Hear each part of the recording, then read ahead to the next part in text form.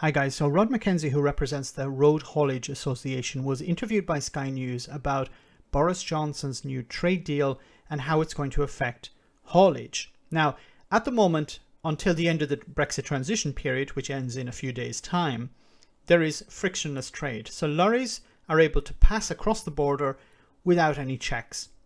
Now, that's going to change on the 1st of January.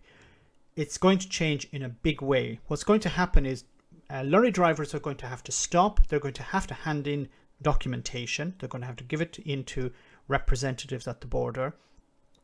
And that documentation will need to be checked very quickly, and then the driver will be allowed to move on. Now, if there's a problem with that documentation, the lorry trailer will have to be opened up, and the documents will need to be checked against the goods that are within that lorry, in that trailer. Now, this is going to create problems related to time, but it's also going to create problems related to money, because if this is going to happen a lot, many businesses which are, for example, in the EU, are going to say, well, what's the point in us sending lorries across the border into the UK if we're seeing delays with them coming back all the time? We're not going to be able to guarantee a service to our customers if the lorries are continually being checked, and we can't give them a particular time frame for when the goods are going to be delivered, for example. So this is going to create a lack of trust between customers and suppliers, and eventually business will be lost. But let's hear what Rod Mackenzie had to say. Is this a good deal for hauliers? Hello, Sarah. It's a very, very complicated place that we find ourselves in now. So leaving aside the deal, it's either good, bad, indifferent, depends on your views. But what it means for hauliers and what it means for businesses is a mountain of red tape. Now, a mountain of red tape. Now, let's turn back our minds for a moment to, well, even just a few months ago. One of the reasons the Brexiteers were talking about why the UK needed to leave the European Union was to reduce bureaucracy, to reduce red tape. Now, a huge amount of red tape is going to be added. I think it's very important for people to stop listening to Boris Johnson or Michael Gove or Jacob Rees-Mogg and actually listen to people who work in these industries, like Rod Mackenzie. Stop listening to the politicians, because the politicians don't understand how these industries work. The people who work in those industries understand how they work. Somewhat underplayed by Michael Gove in the clip you just played, but certainly there's an awful lot of it. And one of the problems we've got is we don't know whether the IT systems are ready for all this. Sorry to interrupt him, but I talked about this before on the channel. The IT systems that Michael Gove was saying, yes, they're up and they're ready to go. Everything is ready to start.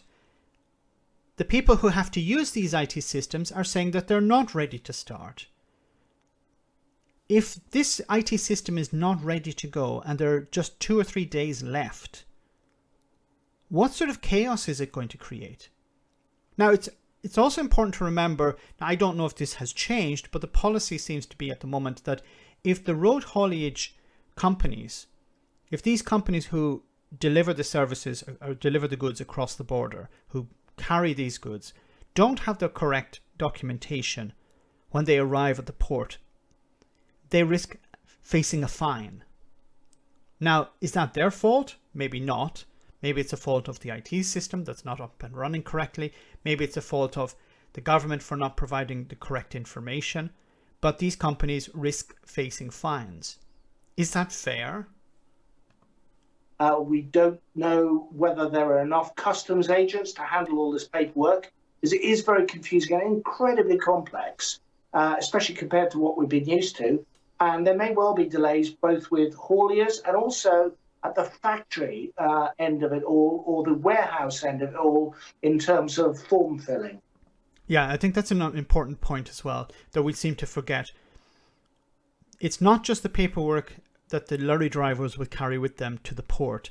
It's also the paperwork that needs to be created at the office in the factory. So many companies will have to hire staff. Now, some companies already have the staff available for this. Larger companies will be able to absorb this cost, but many smaller companies may not be able to do that. They will have to outsource this work to private individual or private companies, which will of course create an extra cost for them, or they'll have to hire people to do this work, which is going to be an extra cost. So Brexit is already creating costs for companies. And of course you have to remember, companies don't just absorb these costs, they pass them on to the final customer or the final consumer. So things are likely to take longer than they should, particularly in the early days. What is that going to mean for the supply chain? Well, it's problematic. It's difficult to, I don't have a crystal ball. I don't know how bad it's going to be, but it will certainly be very, very different because we've been used to trading frictionless for many, many years. And now we will have friction, or we will have delays, and people will have to produce documents, either virtual or actual, which prove that they've done all the form filling for all the loads that might be carried in the back of a lorry. And it's not, there's a different form to be filled out for every consignment in that lorry. And if you get it wrong, you're going to get stopped and you're not going to be able to cross the border into the EU, whether it's the...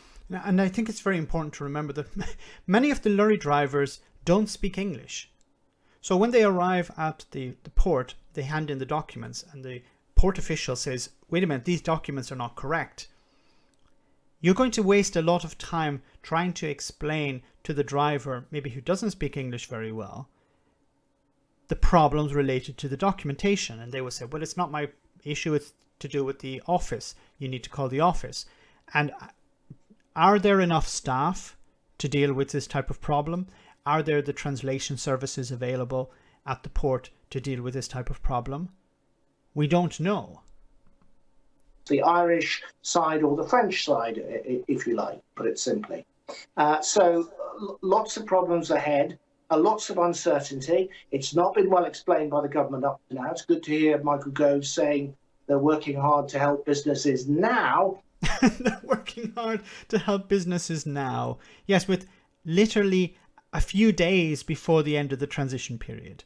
Now, he's going to talk about how it may be not from the very 1st of January, but maybe the 6th. But what, an extra week? Is an extra week going to make a huge difference?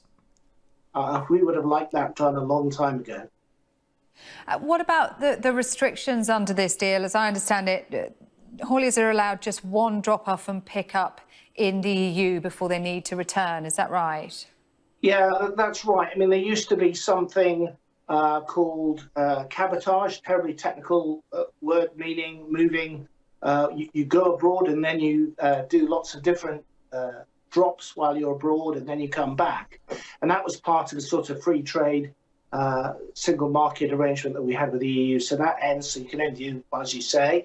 And that will tighten things up a bit in terms of delays. So, and also an issue with cabotage is that cabotage also saved companies money, because if you're doing a number of drops instead of just one drop, you're not driving a lorry around empty. You're filling it up and using the lorry to do other drops. This is going to end. So this is going to create not just time delays, but it's going to create extra costs for companies. We've had an insight into what those delays might look like over the last week or so, haven't we? What lessons have been learned from that experience? I'm not sure what lessons have been learned because, of course...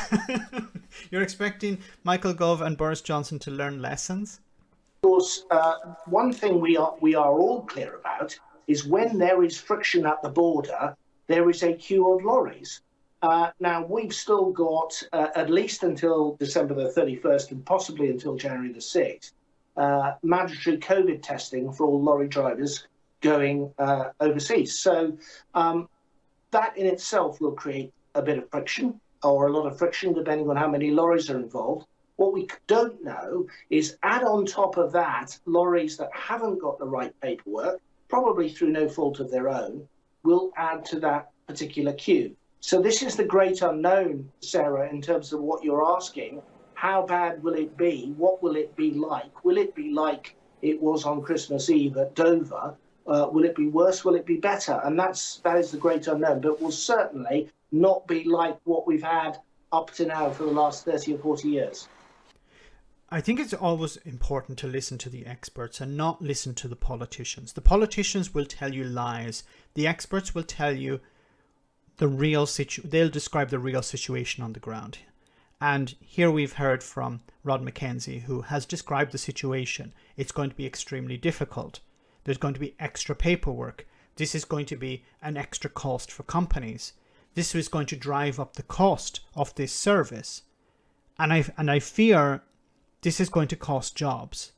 Because if companies are not able to guarantee a service, so for example, if I'm ordering parts, if I have a company in the UK and I want to, or if I'm a company in the EU either, the UK or the EU, and I want to import parts and there's going to be a delay, I can accept the delay, once or twice. But if it's a continuous delay and there are always checks at the border, or there's a problem, perhaps, I ordered a part, a small part is put on a lorry with other parts, and those parts are problematic, that there isn't the correct paperwork for those parts. I'm going to suffer that delay, even though my part is correct, or my part has the correct paperwork. So I think it's going to create a lot of problems. But as we know, this could have been avoidable. This was avoidable. But the Brexiteers wanted this. If the UK had stayed in the single market and the customs union, this would have been avoidable. This would have been completely avoidable. But they decided against that. And this is the result. Now, we have to remember that this was all dismissed as Project Fear. And now it's coming true. Let me know in the comments section, guys, what you think. As always, your comments are greatly appreciated. Thanks a lot. I want to say a big thank you to all of my patrons. You ensure that this channel continues to exist. I'm eternally grateful for all of your support. If you join Patreon, you will receive instant access to our Discord server, where we have both audio and video chats. You can chat with me and other patrons, where we discuss important and non-important issues. Becoming a patron per month costs about the same as a large coffee, so why not check it out?